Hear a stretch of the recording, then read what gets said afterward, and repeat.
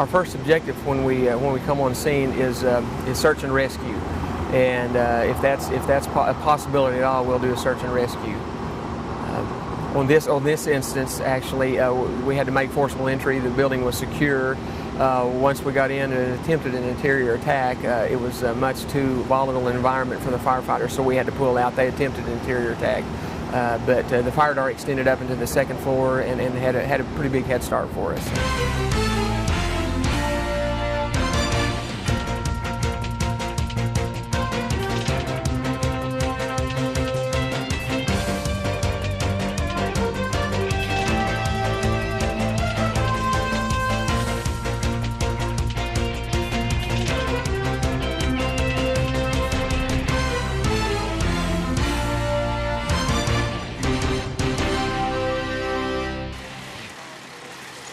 In recent months, many structure and grass fires have threatened our area with alarming frequency. One early morning fire in the heart of our downtown district had the eyes of Oklahoma pinned on Shawnee.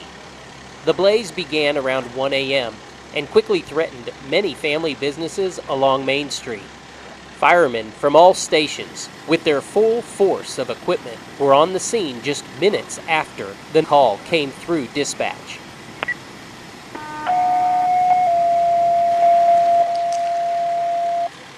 Shawnee Fire Department have a report of a fire. It's going to be Main Street, just south of Bell. We've got an officer in the area. He's advising he doesn't believe it's a structure yet, but structures are in danger. It comes to clear fire, Main Street, just south of Bell. At 2-6 now they're advising smoke from a building. Okay, copy. All stations will be in around Main and Bell. Clear. 3 ladder trucks doused the inflamed building, and 23 firefighters fought the dangerous blaze from the outset.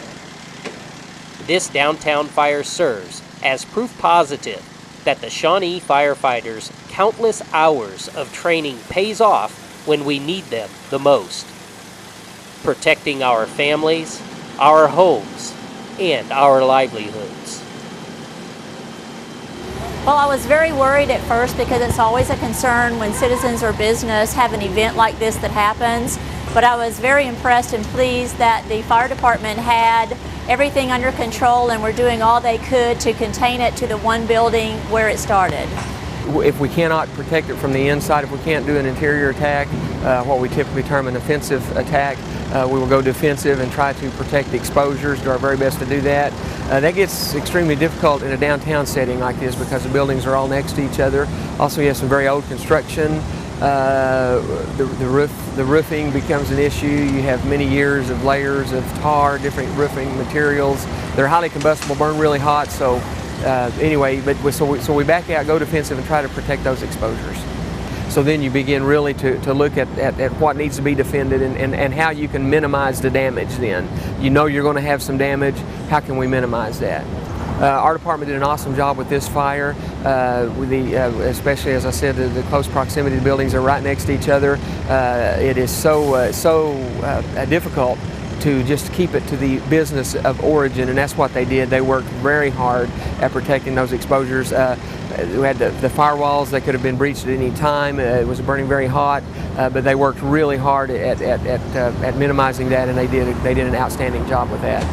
There was a length of time there where it was fairly dangerous to the buildings on either side of the fire, and when I talked to Chief Gibson, he told me some of the things that they were actually doing so that they could contain it to just that building. They use the apparatus that they have and the skills that they have to contain it to the one building. As a city government, this is one of the core functions that we have, public safety within the fire department, and this is something that we can see that they are really, really good at, and they have done a spectacular job of containing this fire and getting it out and making it safe for the rest of the citizens. Make no bones about it, this was a big fire in the middle of our central business district. It had all the catastrophic possibility of wiping out a church, 5 retail stores, a professional services office, and a family home. For our firefighters to contain a blaze this powerful and confine the majority of the damage to a single tight space took quick, intelligent leadership, bravery, and action. These characteristics can be directly attributed to the disciplined training maneuvers Shawnee's firefighters constantly undergo.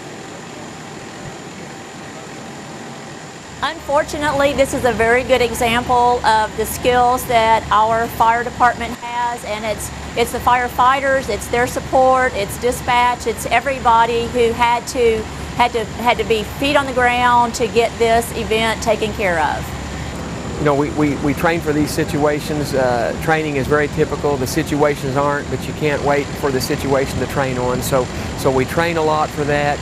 And maybe oftentimes fire service is looked at, well, really, how busy do you stay? But you know, it's kind of like when you need them, you need them. And just like this morning, it came in at 1 o'clock in the morning. They were here in just a few minutes and had a quick start on it. So it's just one of those things where, you know, I appreciate my fire department, and I hope everyone does.